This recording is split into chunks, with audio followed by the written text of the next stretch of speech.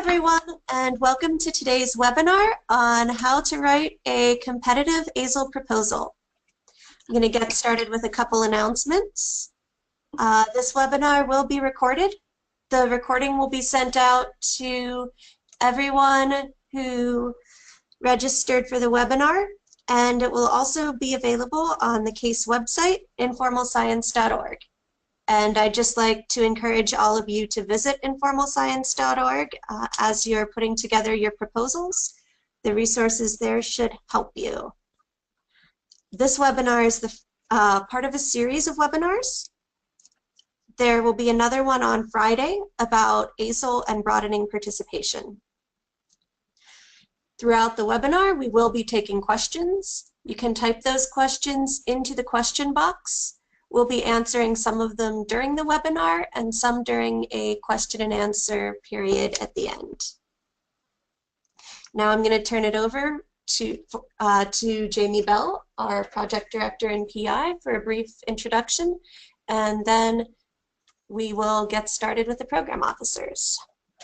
Thank you, Grace. I'd like to say thank you to Grace Troxel, our digital librarian and collections analyst, who was just speaking and who coordinated these webinars with the NSF Program Officers, who we also thank, who have helped us develop this series and allowed us to provide a forum for them to have a series of informative webinars on this solicitation and how to respond to it. This is, as Grace said, this is a series.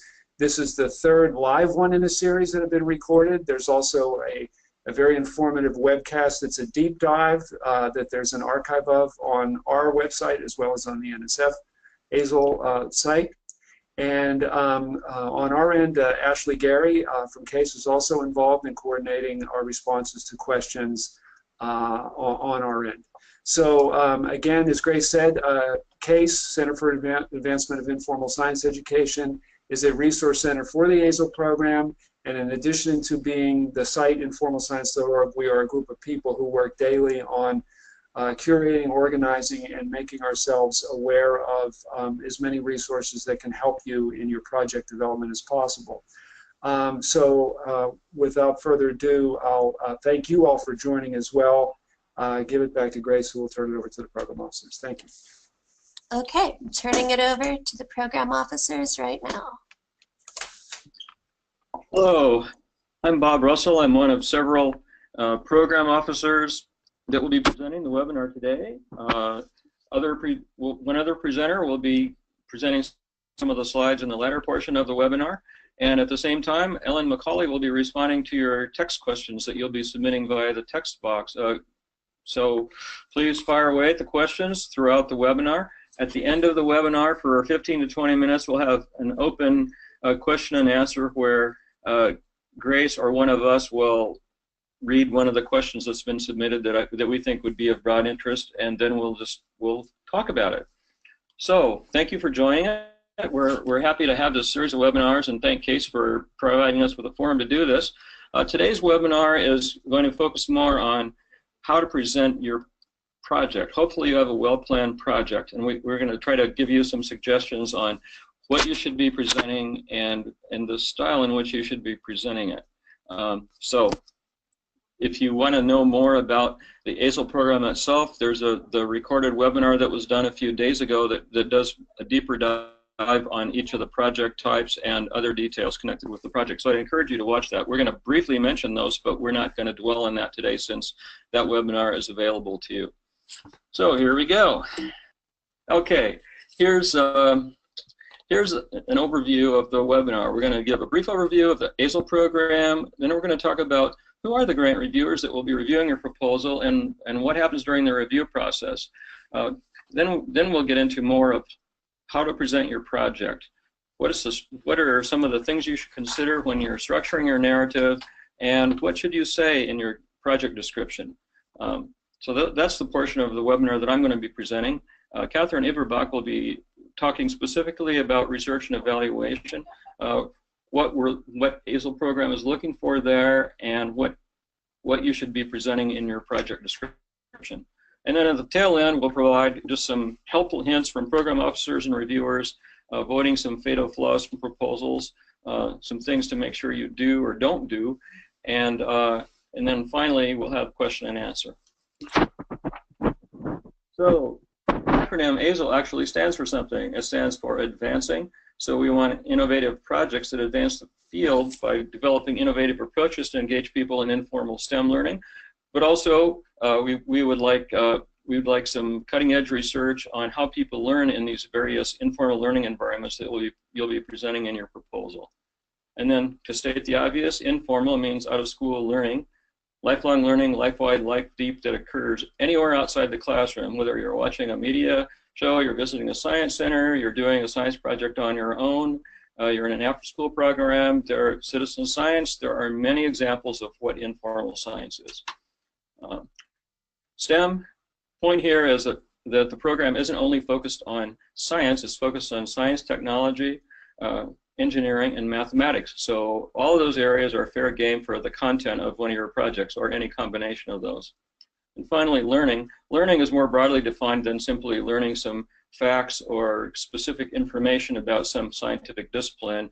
We have a broader definition of learning, which includes variables like interest, engagement, motivation, identity, 21st century skills, and so forth. So we're looking for, you obviously can't cover all of those variables in your proposal, but think broadly. You don't have to confine it narrowly to learning some STEM content. So here's what the ASEL program is looking for. We want you to build on fundamental research in STEM education, literature, and practice. Your idea may be an innovative idea, but you're building on work that's been previously done, and so you should support the case for your research and for your project by citing previous research in STEM education development literature. So that leads to the third point, have a rigorous research and development plan as part of your proposal. And your proposal should be designed to generate knowledge through research, development, and evaluation, and just what it says here. So you'll be looking into questions such as what is happening, to what extent, why, how, what works for whom, and under what circumstances. So the idea is to come out with something that other people can use. We call it generalizable knowledge, generalizable research that informs practice. So that's what we're looking for. The audiences for your proposal can include the public, that meaning kids, students, adults, families, the general public. It can also include professionals, STEM professionals, such as educators at museums, other researchers, just people that are involved professionally in informal science. And that's not to say that the teachers can't be one of the target audiences. The primary target audiences would be people involved as participants in informal science, such as the public or families, or professionals involved in it. But clearly teachers can have an important role in projects, and some of the resources can be used by schools, although the primary thrust of your project should be for outside the school audience. There are several project types that you can apply for. One is pilot feasibility studies, and that's when you're doing exploratory work, getting ready for one of the following categories: research and service for practice. That's one where you advance knowledge and you provide an evidence for practice. So in that case, the emphasis is more on researching how something is done to engage people in informal learning. Innovations development, it's focusing more on developing new ways of engaging people in informal learning, such as a new exhibit technique. Let's say you're using augmented reality with some other technology, you're making an innovative combination of those two kinds of things. In whatever realm, that's just one minor example. Broad implementation, this is where you have robust evidence that you have a model or a program that works, and you want to get it out. You want to get it out to a broader audience, or to you want to make it huge. At any rate, so you have to have an evidence base, and building on that evidence base, you propose a strategy to broadly implement your project. And finally, you can apply for conferences and not simpos, but symposia that focus on the development of communities of practice. You try to advance the field of practice, assessments, and research. So I will correct that typo, but that is the category. And in addition, you can also apply to do literature reviews. So you can find details about that in the program announcement. I think it's of interest for you to know about who are the reviewers and what do they do? And how does the review process work? So this chart here is a very simplified version of what happens during the review process. You submit your proposal via FastLane. It goes to either ad hoc or reviewers, or for most proposals, we assemble a panel of 5 to 10 reviewers who look at a group of proposals. All the reviewers write written reviews of some of those proposals, and then the group has a discussion about the proposal. And so the program officer receives the ratings and written recommendations and summary of panel discussions, and we meet as a program, and we come up with a group of projects that we recommend for funding based on the recommendations of the reviewers, but also based on some additional considerations such as do we need another project in this area? Is this innovative? Does this build, does this build the strong research base for the program? And are the awards being spread around the country reasonably? Are all the awards going to Boston, or are we going to get some out to Kansas? So that's another consideration. So we recommend, and then the division director reviews our recommendations, and he or she either agrees or doesn't agree. And then if the division director concurs with the decision, then it goes to the Division of Grants and Awards, where they do a further review of the proposal, primarily financial, and only the Division of Grants and Awards is authorized to make the award. So the whole process can take probably around 6 months, give or take. Sometimes it takes a bit longer, sometimes it doesn't take quite that long. So reviewers are asked to look at 2 broad merit review criteria. One of those criteria is intellectual merit, and that is to what extent does the proposal have the potential for advancing knowledge. And then the second, broader impacts. You might consider that, what is the benefit of this project to our country and to society? And that can be in many different ways. It can be a new way of STEM learning that benefits a lot of people. So it can be new techniques, it can be a new method of training informal educators, or it can be a more effective strategies for engaging underrepresented populations such as Latinos, African Americans, persons with disabilities, and so forth, various groups that are currently underrepresented in STEM. So all of those things fall under broader impacts. It's not simply increasing the engagement of diverse communities. It also can include these other types of impacts that are of broad benefit to society. So who are the panelists? Well, typically, you can see on this slide, scientists, educational researchers, informal educators, university administrators, experts on engaging underrepresented populations, etc. So what we try to do is we try to assemble panels of reviewers that represent the range of expertise necessary to effectively evaluate a particular type of project. So for example, last year I was the program officer and I managed a panel of proposals on maker-focused projects. So I needed people that were familiar with the maker movement and in research in that area. Some of the projects focused on specific audiences, so I needed to have some people that were familiar with how to engage those audiences. And all the proposals involved research of one kind or another, so I needed people who were experts in research design with respect to the maker movement. So I assembled a panel that I think broadly covered all those angles on it. So we assigned several reviewers for each proposal to evaluate the proposal from different perspectives and in order to obtain the diversity of views that we need. And how much work does a reviewer do? Well, if you're a reviewer, you probably will get about 8 to 10 proposals, maybe 12. You get those proposals a month in advance. Reviewers say that it can take anywhere from 2 to 4 hours per proposal on the average to review and write the review. And then the reviewers upload their reviews into FastLane so that we have access to those and so that those are available when we have the review panel discussions. So it's a lot of work. As a proposer, you'll receive back the reviews, a panel summary if your proposal is discussed, and also a letter from a program officer that gives you the program officer's assessment of the proposal. And that's in the case that your proposal is declined for funding. If you do receive a grant award, you'll likely have a series of communications with a program officer before an award recommendation can be made, if it is. And then if you do get a program, you do get a grant award, then you'll receive copies of the reviews at that point in time. how to present your project. So there are several topics that you can see here that we'll cover in the upcoming slides. You have to understand the genre. You know, writing a peer-reviewed research article is one thing, and there's a certain style of writing for that. So it's not that it's radically different from that kind of writing, but you know, it's not. The reviewers know who you are. It's not blinded. You know, if any of you have served as a reviewer of a journal article, well, you don't necessarily know who wrote it or their institution or anything. These projects have relevance beyond the research world, so you have to speak to those topics in addition to the research focus of your article, and you're projecting what you're presenting a plan to do research that may result in future findings. So you're not presenting the findings that you have because you don't know those yet. So there's somewhat of a difference with academic writing, although it's similar.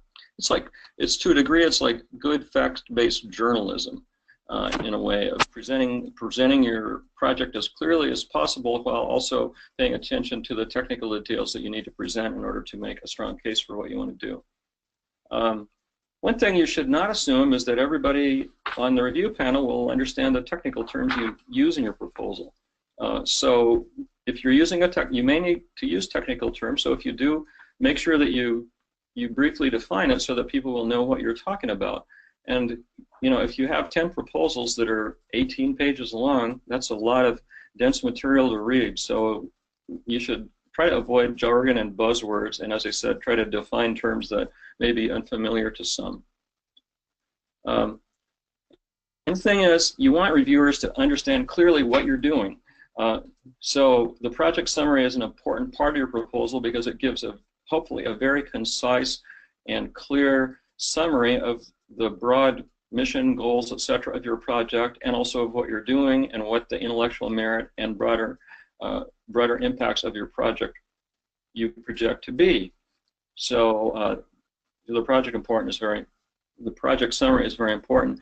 And then you should also make it easy for reviewers to find what they're looking for. If they want to find the evaluation section, using headers, leaving a little white space in proposal, using charts, graphs, and those kinds of things can be very helpful. And I mean, don't overdo it, but I mean, it's useful to present your proposal with some graphics or charts or other means for making it clear what you're doing, and also to provide some summaries of key aspects of your project. And I just kind of made some of the points that I just mentioned, which is, you know, use an easy-to-follow format. And if you use you can see the example of what a proposal looks like when you use the smallest font allowable and you allow for no white space, and people look at that and they immediately get a headache. So it's good to leave a little white space, and as I said, to break it up with some charts and so forth to help reviewers get the essence of what you're trying to do. And then you present the detail in your narrative. So you should try to present a positive image in your proposal. If your proposal is trashing other programs or research, you know, your proposal can come across as, you know, being kind of arrogant, and that kind of tone is off-putting to many reviewers. So you can present your proposal in a competent and confident way, but also, you know, you're going to be doing some research, so you don't know the answer, so you can present it in that fashion rather than, you know, making a guarantee that this is the first time anybody in the world's ever done this and that you're going to definitely accomplish it. You're doing research, so you don't know. So you have to present as strong of a case as you can based on evidence that your project has got a good chance of succeeding. But you know, you have to also be realistic, and if there are some risks, that sometimes it doesn't hurt to talk about the risks in your project, that if it doesn't work out, or some of the risks in implementing the project, sometimes it's appropriate to discuss that in your narrative. In terms of content, don't just acknowledge important issues in your proposal. You know, that's one thing. Secondly, it's good to make an explicit statement about how your project addresses the specific goals of the ASEL program. To make, you know, in other words, to make reference back to some of the specific things asked for, such as collaboration of one of many items that you're asked to discuss in your proposal. And finally, if you do know someone who's been a reviewer, or at least someone that is familiar with what you're doing, it's very useful if you can prepare your proposal a little bit ahead of time to have them give it a critical read. And they can be kind of like they can be in effect a reviewer for you, and they can tell you what doesn't come across clearly or what needs to be presented in more detail, and that can help you revise your proposal so that you can make a more effective presentation. So what to say in 18 pages? Now you've got 18 instead of 15. Well, before you begin writing, do your homework. Make sure you download a copy of well, we refer to it as a PAPPG, and that has all the information, all the technical information you need in order to write your proposal, such as font size, what budget items are allowable, et cetera, et cetera. It's quite a lengthy document, but it's very useful, and you should refer to not only to the program solicitation for ASEL specifically, but you should refer to the PAPPG. And make sure you review the ASEL program announcement, because there's a lot in there, and I guess you're asked to provide lots of detail, but that's the requirement. You have to address what the solicitation asks for. And also as part of your background work, you can visit one of the resource centers, such as informalscience.org. Several other programs have resource centers, which we'll mention later in the webinar. Finally, if you want to present your idea, you can set up a call with a program officer, and before the call, send a 1 or 2 page summary of your project. So I've already mentioned the project summary. In the first sentence, you have to mention the project type, and most people do a paragraph overview of the project, and then you must have separate statements about intellectual merit and broader impacts in your 1-page project summary. So most people do paragraph overview, paragraph on intellectual merit, paragraph on broader impacts. Here's a list of what you should include in your project description, so I'm not going to go through the entire list. I'm going to focus on some of the more important elements of your project description in the following slides. But there's the entire list. Overview and rationale. Why is this project important and interesting? Try to make an argument if it is true that your project is innovative, maybe even transformative, how it will transform knowledge and move research or practice ahead through the research that you conduct in your project. How will these products or findings be useful, on a broader scale? In your theoretical framework, as I said before, other people have addressed, I'm sure other people will have addressed to some extent the areas of research or the areas of practice you're addressing. So you should describe how this prior research, what we know, and how this has influenced your project. And building on that, how is your project innovative and different? Results of prior research. If you've received prior NSF research, then you should follow the instructions in the program announcement about how to present it. And in your proposal, that's most effective if you talk about how your prior research has had an impact on how it's informed the design of your proposed project. One thing that's a weakness in many proposals is that the learning environment or intervention isn't discussed in any detail. So you should try to provide reviewers an overview and concrete details of, what is the exhibit, what is the game, what is the after-school program, give an outline of an overview of the STEM content and approaches, and then some people give a scenario like a page describing what it might be like to be in the after-school program or experiencing the exhibit or what have you. The idea is that you need to present a convincing research context that will provide the potential for having the impacts or results that you project in your research. So it's important that the reviewers understand, what is the thing, what is the research environment in effect. Dissemination, how are other people going to find out about your project? Who do you want to communicate the results to? Who are the results useful for? And what means, conference presentations, publications, workshops, just using other media. How are you going to get the resources, both the resources such as if you have developed activities for an after-school program, exhibit techniques, or the research. How are you going to get it out to the people that would be interested in this? Staffing and management, give a brief description of who's doing the work, their expertise, and how they're going to work together as a group or as collaborating organizations to implement the project. And now I'm happy to turn over the presentation to Catherine Eberbach, who will give you more on research and evaluation. Okay. So first of all, I want to couch this conversation around research and evaluation in a few statements, and that is that we recognize that research and evaluation in ASEL proposals emphasize knowledge building capacity, as Bob has already indicated. We also know that NSF is does not intend to be prescriptive in how projects address the mechanisms that you're required to address. So the merit review elements require, again, the merit review elements of intellectual merit and broader impacts require that proposals include mechanisms for iterative improvement and to assess success. And in that, it's really up to the project team to determine how those mechanisms will be designed and enacted. That is up to you. It is not something that NSF is prescriptive about, and I want to say that clearly. It is up to you as a project team to make those decisions and to make that argument and to provide the evidence for reviewers to consider.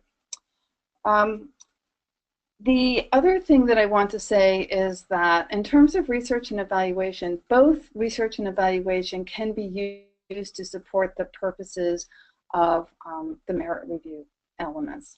So it depending upon what it is that you want to do, the types of projects that you are going to be designing around, you will want to consider how you want to think about research and evaluation. So, for example, if your knowledge building component is research, be sure to include a rigorous research plan in the project design section of your proposal. On the other hand, if your knowledge building component is through summative evaluation or evaluation activities, be sure to clarify how you are building knowledge and what you are seeking to better understand about learning in informal settings. The extent of evaluation activities should be appropriate to the project's goals and given the project scope and size, as well as the type of project that you're considering.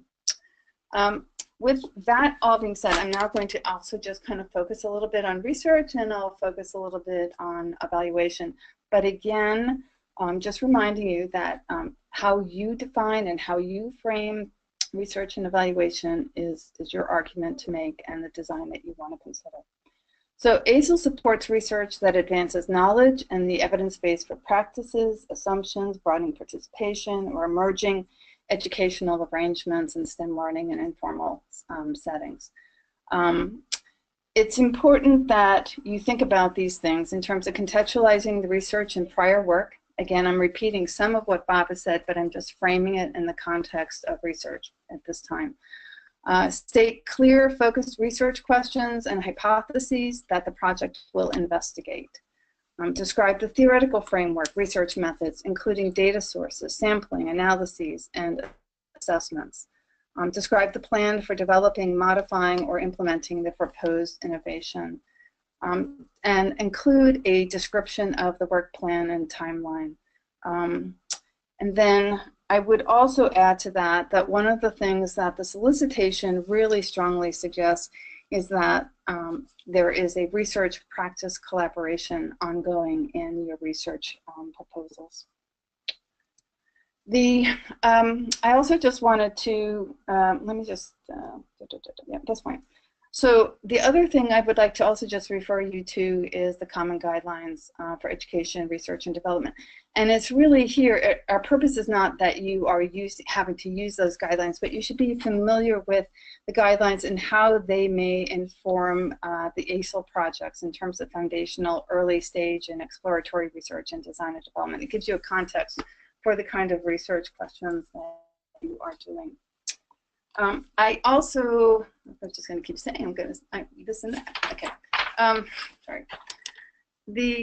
evaluation in ASEL programs. So again, I'm not trying to be prescriptive. I'm just giving you a context for how you might think about evaluation, how you might think about research.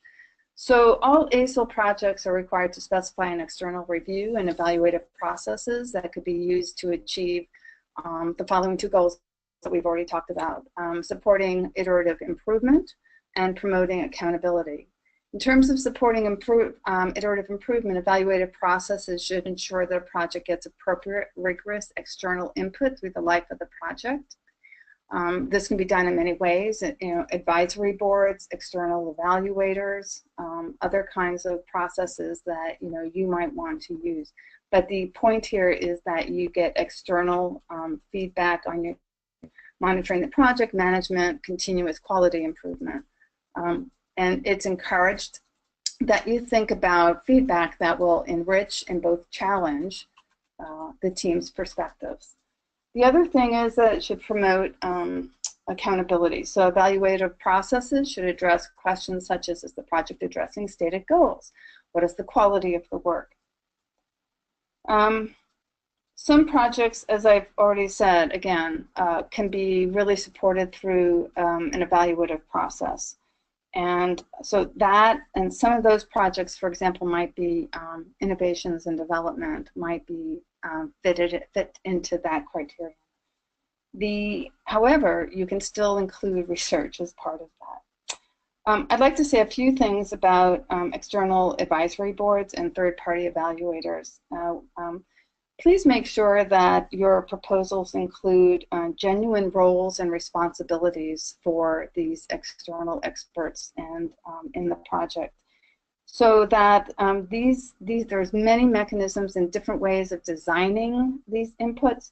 But I think it's important that the external voices have ways of documenting their input and sharing that with the NSF. The extent of your evaluation processes and activities should be appropriate to achieving the goals and the given project size and scope. And I'm going to use an example. Innovations and development projects focus on and leverage the development of a product, a model, a tool, or resource in order to better understand and inform practice.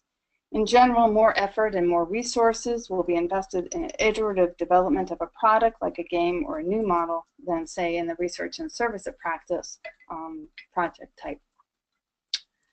So what is evaluation? What evaluation is about? The objectives of evaluation include recommending evidence-based adjustments to plans, determining the effectiveness and impact of products or processes, attesting to iterative integrity of outcomes, assessing whether the project is making satisfactory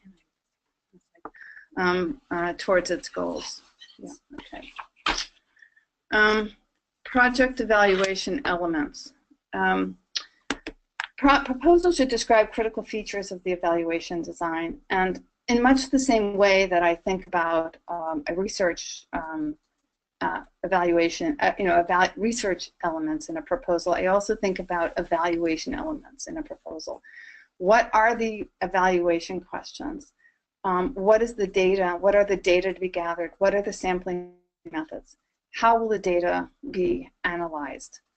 What is the expertise of those responsible for evaluation? Let's just also comment that sometimes there is a different set of beliefs about the relationship between research and evaluation. There will be some that hold that research and evaluation should have no intersection. There are some that believe that these should be wholly intersected. Again, it's going to be up to you to make your case for what that relationship is, and whether it is that there is some relationship. There's clearly opportunity for evaluation work, formative evaluation work in particular, to inform the research design and the design of the interventions.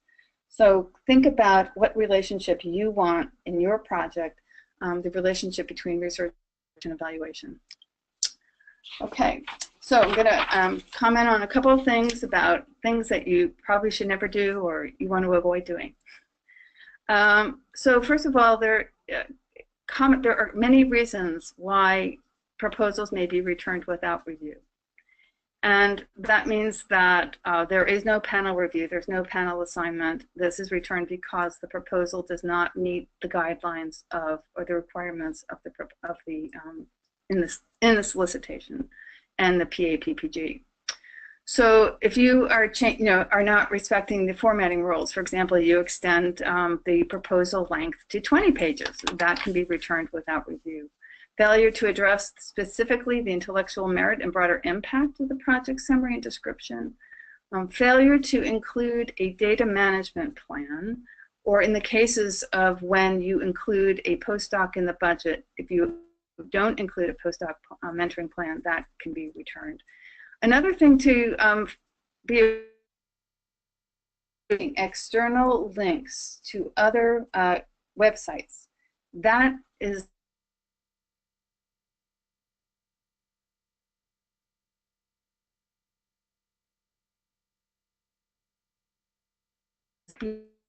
one, reviewers may question whether the significance or importance of the work, whether there is a weak or very limited connection to STEM content, or the lack of relevant cited literature or prior work that is not informing this proposal. There may be also, and often there's a lot of emphasis on the methods. So methods are a particularly critical point that I think you should make sure that you have strong methods, that they're well explained and well justified, and that they address the research questions. Another issue is that sometimes people focus in on intellectual merit aspects of the merit review. Oh, she just told me you cut out. I did? Yeah. Can you all, can we do a check? Grace, can you still hear us? Yeah, I can hear you now. You cut out for a moment or two, but you're back now. Thank you. Okay, so where did I cut out? Okay, so one of the other things we really caution people to, the temptation is to focus on the intellectual merits of a proposal. But in fact, there are two merit review criteria, and the other one is broader impacts. So you have to make sure that your proposal adequately addresses broader impacts. So this means more than just saying, oh, we're going to have diverse participants. It's understanding the communities or the participants that you are targeting or that will be involved in the project. It's more than just locating your project in a place that has underrepresented populations or has few resources. There's many more ways of thinking about that. The other aspect of this is, and this can be followed up in greater detail on Friday's webinar about broadening participation. Make sure that if your proposal has an emphasis on broadening participation, that you address the solicitation-specific review criteria when you are designing your proposal, because reviewers will be, in fact, instructed to specifically address these, respond to these two questions. Some things program officers will suggest you avoid. Don't ignore the PAPPG guide requirements. Avoid a trust me approach where you are providing major claims without supporting it with evidence or other kinds of information. Again, avoid writing lots of stuff just to be filling up space. Make sure that your comments, what you're writing, is specific. It is necessary to making the argument on your proposal. And then the one big thing that people tend to do is write a lot about the rationale for the project without really giving attention to the implementation, the methodology, and the details that make all that rationale really being crisp and something reviewers can understand. A few things. There are online resources for you to go to. So one of the things that we encourage people to do is to look up prior research and funded NSF ASEL proposals. So here's the website you can go to. If you are searching and you need to go and look at element codes, these are different element codes that will be important in your search.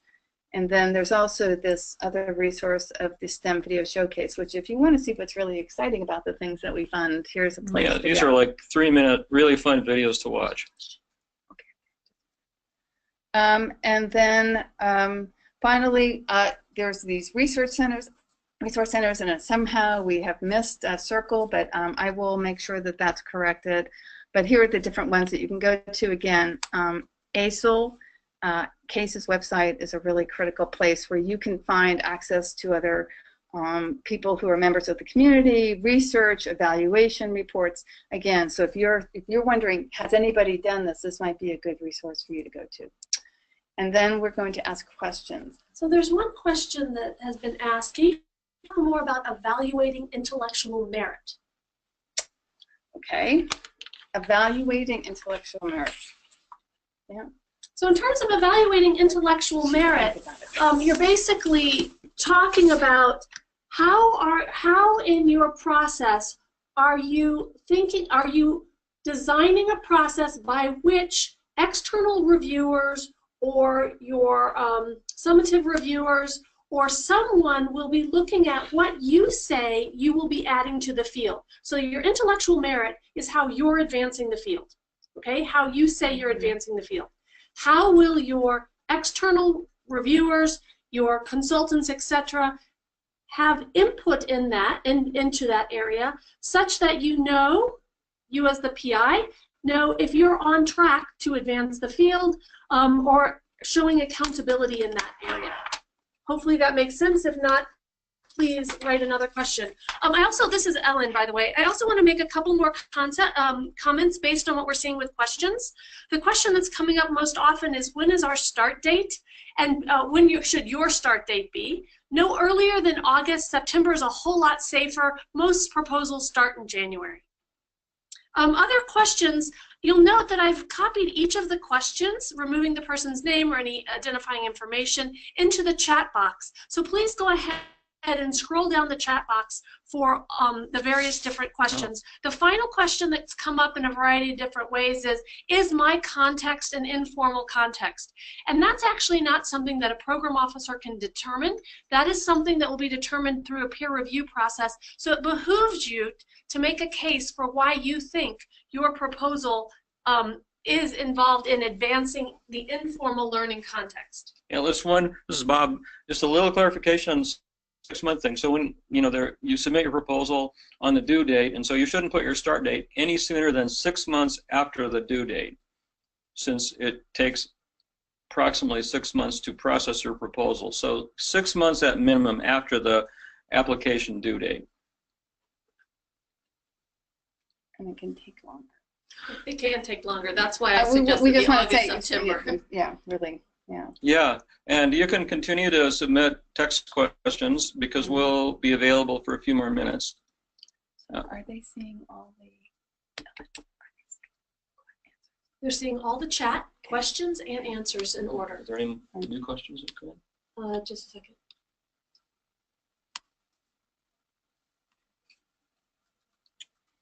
Just a point about the various resource centers that we presented there. There are, there's resource centers for the DRK-12 program, that's classroom focused. The ITEST program, which focuses on STEM careers. Circle, which focuses on cyber learning. So you'll find projects that come out of informal institutions in all of those programs, and you may also find a substantial informal element in some of those programs, such as Circle or ITEST. So, depending on what kind of project you are doing, don't confine your search to only the informalscience.org, because there are a variety of other resources available that you may find useful in these other resource websites. There are also useful resources on research and evaluation, not only on the informalscience.org site, but for example, the ITEST website has many resources that are very relevant to informal projects. Okay, a couple of questions that have come in that are pretty easy to answer. Is there a requirement for double spacing? The answer to that is no, but I would really encourage you to read the PAPPG with respect to formatting proposals. There are requirements. Double spacing is not one of them, but type size and font are. what number do we use to call a PO? Well, you shouldn't call, in general, you shouldn't call a PO directly. We do a lot better by email. And in fact, we use a generalized email address of drlaisl@nsf.gov. It's in the solicitation. The reason we suggest you use drlaisl@nsf.gov is because we have a great program officer, Al DeSena, who looks at each email and then sends it out to the appropriate program officer who is in town, has the right expertise, etc. So those don't go into Never Never Land, they go to a specific person. Then if you email us a 1 to 2 page concept, we can then make an appointment with you to discuss it. And then in terms of another question, how should I select a PO to contact? Again, let us do that part for you and use the drlaisl@nsf.gov email address. Yeah, I'd also like to mention that Al DeSena, me, Bob Russell, and David Horry, we're all NSF program officers, will be at the upcoming Association of Science Technology Centers annual conference in San Jose, which will be short, not that long before the deadline, but we'll be available to answer questions. We'll be presenting a seminar on one of those days, and then we'll be at the conference, so we'll be happy to meet with you at that time. So you can contact any of us if you want to set up a meeting at the Aztec conference. Okay, repeat those names again for people. Yes, me, Bob Russell, Al DeSena, and David Horry, H-A-U-R-Y. So if they use the drlaisl@nsf.gov, if they don't remember your names, Al will still direct them to you, right? Yes. Okay. Then the next question is, will this recording be made available today? And Grace, pop in. I think it's within a week, yes? Yeah, probably also, within about a week. You will get a link to the recording at the same email that you registered at, but they will also all be available on the NSF ASEL landing page on informalscience.org. And if you go to the home page, there are 3 boxes in the bottom, and it's in the middle box.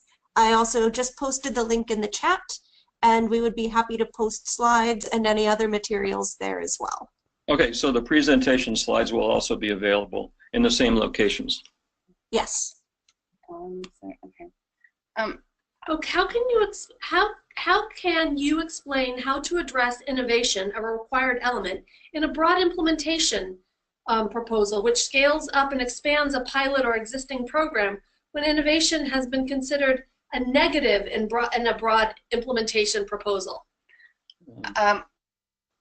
Well, okay, that's interesting. So I think that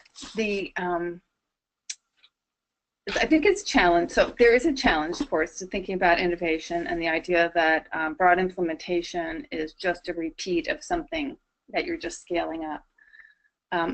I think that might be, and that's the framing that I'm hearing. That I think would be problematic because I think that I have seen broad implementation projects which really are thinking about the innovation in terms of the dissemination model or the replication model, because what works at some scale may not work at these broader scales, and there has to be some innovation in how that model or the theoretical framework that's organizing that broad implementation project needs to happen. So I think there's plenty of room for innovation there. I can mention an example. There's a project that's out of the Frost Museum of Science in Miami. It's called CHISPA, C-H-I-S-P-A, and the Frost Science Museum had developed a hands-on after-school program in English prior to their proposed broader implementation grant. They wanted to adapt it so that it would be effective with Latino kids and families. So there were obviously a range of issues they addressed with the Latino kids and families to make the activities relevant and to be effective in that context, incorporating some additional family events. And then in addition, they had to train staff, and so there was another issue that they dealt with in their proposal. So there were 2 elements where they used their same basic model, but they had to make some innovations and adaptations to it so that it would work with this new population and so that they could train workers at these sites, both with regard to the actual activities as well as to various cultural issues. Okay, we've got a lot of questions. They're just kind of flowing in now faster than we can move.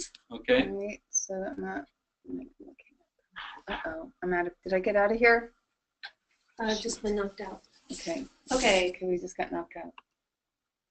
Will the recording be, okay. Are you in? Yeah. You're in. Yeah. Can you, what is the difference between research and evaluation? So I would ask that you listen to all of the webinars that have already been recorded, including this one, as well as the deep dive one, because we are clear that we are not going to define that for you, but there's some issues that you should consider. So listen to this one, listen to the deep dive one, and read the solicitation very carefully. Does the organization submitting the proposal need to be a nonprofit, or can it be a for-profit? Yes, you can be a for-profit, you can be a museum. Please look at the PAPPG for the range of types of institutions that can submit proposals. There are a lot of them. Should innovations and development have a rigorous research and evaluation component? Well, it has to have a knowledge building component. Please read the solicitation very carefully with respect to the examples that we give in terms of innovations and development. Yes, there does need to be a rigorous research and or evaluation component. It may just be an evaluation component, but there has to be a knowledge building component. Can you clarify what you meant by suggest a research practice collaboration? Okay, I can elaborate on that. I'm not really sure that we're so in terms of a research practice collaboration, there are many, many models of that. So it's possible that, for example, there are a number of ongoing relationships between researchers, generally developmental or cognitive researchers, with early childhood, in which they are collaborating over the long term with particular institutions, in this case museums or nonprofit informal organizations. And so those teams work very closely together to develop proposals, new projects, and so forth, and conduct research. But there are many models out there. It doesn't have to be an academic researcher. It doesn't have to be somebody from a university. But it does require that there is research expertise in your collaboration. In terms of practice, I would open up the thinking to beyond education staff and practitioners to also thinking about design, people who are involved in design as well, and in technology design as well as exhibit design and other kinds of mechanisms. Not everything is at a museum, so it's looking at kinds of organizations that might in fact really think about learning in informal spaces.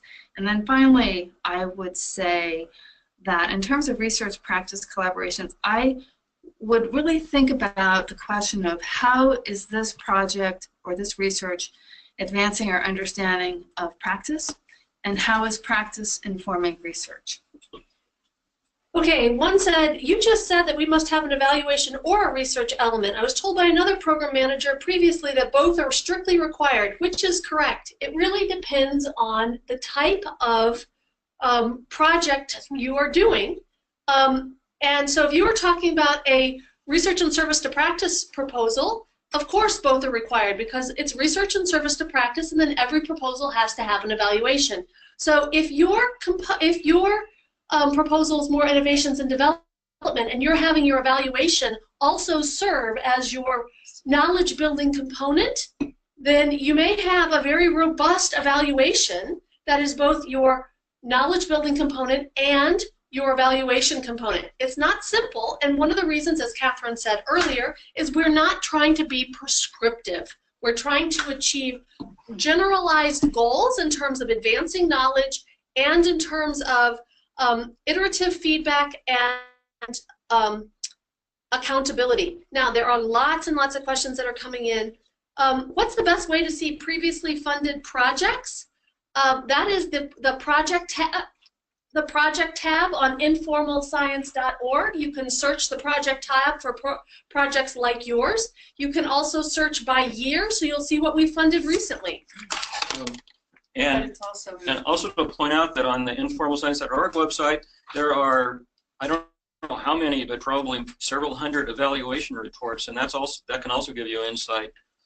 Exactly. How long of a lead time should we anticipate after sending a 1 to 2 page summary? We sent one 2 weeks ago and haven't heard anything. Okay, number one, that's unusual. Number two, send it again. If you haven't heard something within a week, please resend it. We do the best we can. But if we make mistakes, please give us a chance to do better. So send it again to drlaisl@nsf.gov. Okay. We have 3 minutes left. Do projects necessarily have to have national reach, or can they be local in scope with elements that can be extrapolated to national reach? Basically, the answer to that one is we don't have a hard and fast answer with respect to local to national. The goal is to advance our understanding of informal science learning. So, is your question going to be relevant to those other than yourself and your project?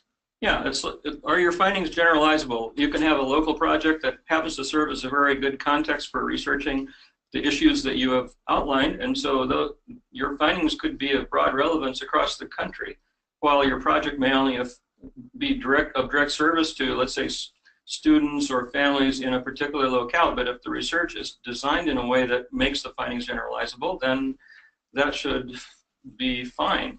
Generalizable or informative. How does the next question is about IRB? How do NGOs address IRB? Grace, if you haven't posted the whole case series on IRB, if you would make that accessible on the ASEL page or somewhere, that would be great. Because there's an entire discussion on IRB on the case website, which is really cool. It was done a couple years ago. The other thing is there are IRBs for hire that do a really good job looking at ethics. Museums typically do that, so you do not have to be at a university in order to have access to an IRB. Okay. Is funding all or nothing? If you have a well-informed project but the officers do not agree on funding, is the proposal thrown out? First, I would suggest that you look at our criteria and recognize that we are a peer review system. This is not a program officer system, so it is very different from a private foundation. Second, a well-informed project. If a project is really well-informed and it gets really strong reviews, it may be funded. Sometimes we reduce the funding based on peer review input. If a project is asks for a large amount of money, but you know, the real important thing is propose something that makes sense, write the scope of work, and have a budget that aligns with that scope of work. Please don't ask for everything in the kitchen sink and hope that you'll find a set of panelists that like one thing, and so you'll get funded for one thing. Write a good proposal, have a good scope of work, and a budget that follows. How critical are the numbers of participants being impacted? That is, how do we balance depth versus breadth of impact on participants? I would say that really depends upon your questions and the research goals that you have in place, and what the needs are in order to generate the evidence to support your case. So I think that is totally dependent upon the context in which you're designing, you're asking this question. Well, I mean, you want your evidence to be credible, so depending on your research design, you may need to have a certain number of participants in order for the statistical analysis to be robust. So that's one of the parameters involved. If there's a technical development component, how much technical detail on that technical development component is recommended? Enough so the reviewers can adequately review the innovation, the way it will advance the field, and your capability to address the technical development component. In other words, can you do it? Are you going to advance the field? And is there enough detail that they can even make a judgment on this? Is it true that a grant proposal cannot have an appendix? Please read the solicitation. You are right. It cannot have an appendix. Read the solicitation. Supplementary documents are allowed under very limited conditions. Again, read the PAPPG and the solicitation. There was a Dear Colleague letter from polar programs that encourage proposals to ASEL that focus on polar regions. How will those proposals be reviewed? They will be reviewed as part of the ASEL review process. It just as part, you know, all a Dear Colleague letter does is say we're interested in this kind of proposal. It comes into the regular process. Okay, there's some people sending jokes. Don't have time for jokes today.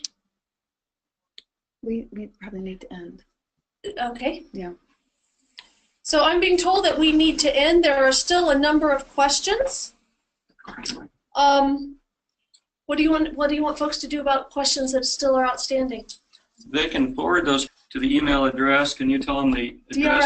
drlasel@nsf.gov? Yes. It's also in the solicitation. Thank you all for coming and for being a part of this webinar. And as I mentioned earlier, we do have one more webinar coming up on Friday, and you are welcome to join us for that one too. That one is on ASEL and broadening participation. Thank you very much.